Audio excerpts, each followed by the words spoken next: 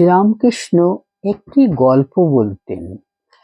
একজন চাষার বেশি বয়সে একটি ছেলে হয়েছিল। ছেলেটিকে খুব যত্ন করে। ছেলেটি ক্রমে বড় হলো। একদিন চাষা ক্ষেতে কাজ করছে, এমন সময় একজন এসে খবর দিলে যে ছেলেটির ভারী অসুখ। ছেলে যায়, বাড়িতে এসে দেখে ছেলে মারা গেছে।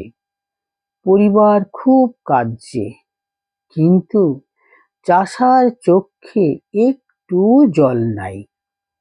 পরিবার প্রতিবেশীদের কাছে তাই আরো দুঃখ করতে লাগলো যে এমন ছেলেটি গেল, এর চোখে একটু জল পর্যন্ত নাই।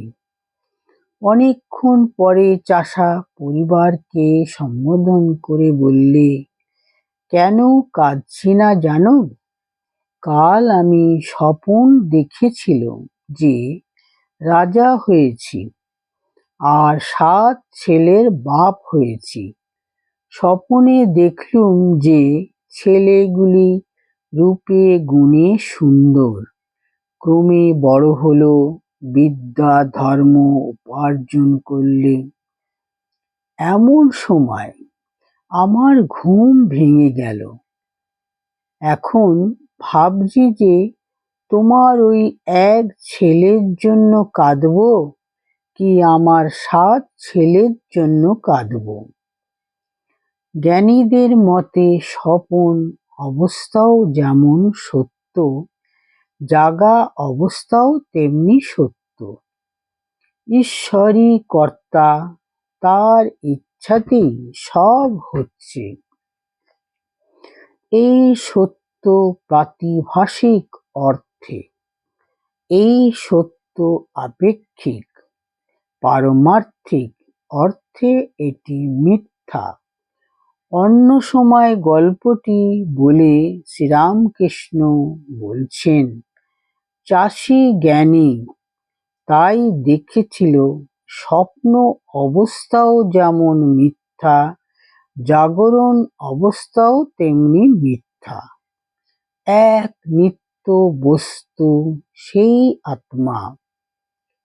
আমি সবই লই, তুরীয় আবার জাগ্রত, স্বপ্ন সুষুপ্তি। আমি 3 অবস্থাই লই, ব্রহ্ম আবার মায়া জীব জগৎ। আমি সবই লই, সব না নিলে ওজনে কম পড়ে। শ্রীরামকৃষ্ণের দর্শন এই অপূর্ব সর্বাস্তিবাদ। এখানে কারো বিসর্জন নেই। প্রাতিভাসিক ও পারমার্থিক, আপেক্ষিক ও নিরঙ্কুশ সবই এখানে স্বীকৃত। কিন্তু এখানে প্রাতিভাসিকের সঙ্গে পারমার্থিকের, আপেক্ষিকের সঙ্গে নিরঙ্কুশের অপূর্ব সহাবস্থান। এই জীবনবোধ শ্রীরামকৃষ্ণ দিলেন সদ্য পুত্রহারা মণি মল্লিককে। অবশেষে মণি মল্লিকের দ্ব্যর্থহীন অঙ্গীকার। এই জন্যেই তো আপনার কাছে ছুটে এলুম। বুঝলুম এ জ্বালা আর কেউ শান্ত করতে পারবে না। পুত্র শোকাতুরা কিসা গৌতমীকে বুদ্ধদেবের শান্তি দানের কাহিনী এখানে আমাদের মনে পড়বে। সাধুকে বলা হয় ভবরোগ বৈদ্য। তিনি শারীরিক ব্যাধির বৈদ্য না হতে পারেন, কিন্তু সংসার ব্যাধির অব্যর্থ নিদান তার হাতে। বৈদ্য চূড়ামণি শ্রীরামকৃষ্ণ প্রথমে মণি মল্লিকের রোগ নির্ণয় করলেন, তারপর দিলেন ব্যবস্থা বা বিধানপত্র, অবশেষে করলেন অস্ত্রোপচার। ফল হলো ব্যাধির মূলোৎপাটন এবং সম্পূর্ণ নিরাময়। একই জিনিস করেছিলেন ভগবান বুদ্ধ কিসা গৌতমীর ক্ষেত্রে। সাধু সঙ্গে মানুষের তাই হয়। আমাদের ভব ব্যাধির নিরাময় হয় এবং শান্তি হয়।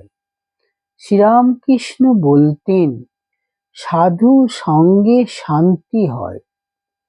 সংসারের জ্বালায় জর্জরিত মানুষ হাঁপ ছেড়ে বাঁচে। সাধু বিভ্রান্ত মানুষকে, পথভ্রষ্ট মানুষকে লক্ষ্যের সন্ধান দেন।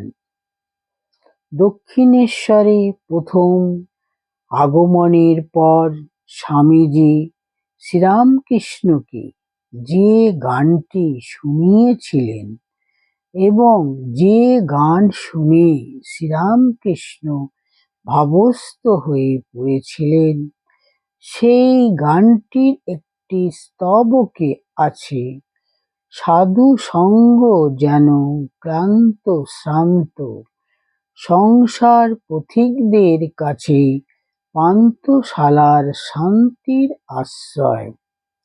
পথভ্রষ্টদের পথের ঠিকানাও পাওয়া যায় সেখানে। আমরা জানি সংশয়ী ও অবিশ্বাসী নরেন্দ্রনাথের জীবনের গতি পরিবর্তিত হয়েছিল সেদিনই রামকৃষ্ণ পান্থধামে আগমনে। নরেন্দ্রনাথ থেকে বিবেকানন্দে উত্তরায়ণের প্রকৃত সূচনা হয়েছিল সেই আগমনে। সৎসঙ্গের ফল অমোঘ। প্রকৃত সাধুকে দেখলে ত্যাগ বৈরাগ্যের স্বরূপ কি, ঈশ্বর বিশ্বাস ও ঈশ্বর অনুরাগের আকার কি, তা আমাদের ধারণা হয়। সৎসঙ্গে মনের ময়লা কাটে, মন নির্মল ও শুদ্ধ হয়, ঈশ্বরের প্রতি অনুরাগ বাড়ে, অনিত্য সংসার ও ভঙ্গুর দেহের প্রতি মোহের নাশ হয়, মনে উচ্চ চিন্তার উদয় হয় এবং অশুভ চিন্তা নিয়ন্ত্রিত হয়। মনে রাখতে হবে, সৎসঙ্গের অর্থ শুধু যে ব্যক্তি সাধুর সান্নিধ্য তা নয়। সৎ চিন্তা, সদালোচনা, সৎ গ্রন্থ পাঠ ও সৎসঙ্গের পর্যায়ে পড়ে। এই প্রসঙ্গে শ্রীশ্রীমা সারদা দেবীর সঙ্গে জনৈক সন্ন্যাসী শিষ্যের একদিনের কথোপকথন স্মরণীয়। শিষ্য প্রশ্ন করছেন, মনের মধ্যে অসৎ চিন্তা ওঠে কেন? শ্রীশ্রীমা বলছেন, মনের স্বভাবই হলো নিচের দিকে যাওয়া।